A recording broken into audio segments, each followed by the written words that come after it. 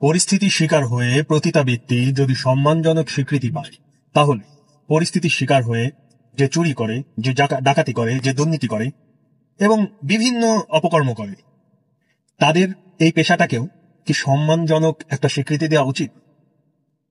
আপনি বলতে পারেন যে ওইসব কাজ তো মানুষের সরাসরি ক্ষতি করে, প্রতিটা ব্যক্তি তো সরাসরি ক্ষতি করে না, প্রতিটা ব্যক্তি আরো বেশি ক্ষতি করে। ধরুন, একজনের 10,000 টাকার একটা মোবাইল চুরি হয়ে গেছে বা 20,000 টাকার একটা মোবাইল চুরি হয়ে গেছে।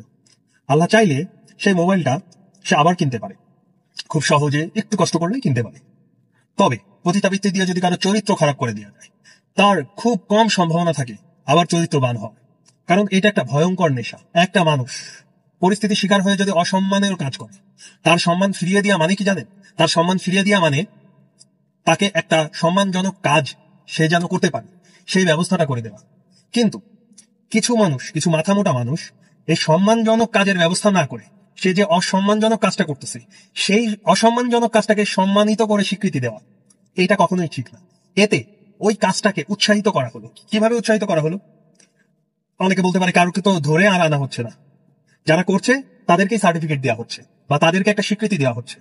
না, একটা কাজে যদি আপনি সুবিধা দেন, আরেকজন ওই কাজটার প্রতি আসক্ত হবে বা আকৃষ্ট হবে। এইটাই হচ্ছে একটা কাজে, যখন যে কোনো কাজে স্বীকৃতি দেন, সুবিধা দেন। যেমন ফ্রিল্যান্সিং এ আগে স্বীকৃতি ছিল না, আগে কাজটা করতে অনেকে দ্বিধাবোধ করতো, এখন স্বীকৃতি আছে, অনেক সম্মানজনক ভাবে এখন প্রায় অনেক মানুষ করে। তার মানে একটা কাজে স্বীকৃতি দেওয়া মানে ওই কাজটাকে আকর্ষণীয় করে তোলা আরো বেশি, আগের থেকে বেশি।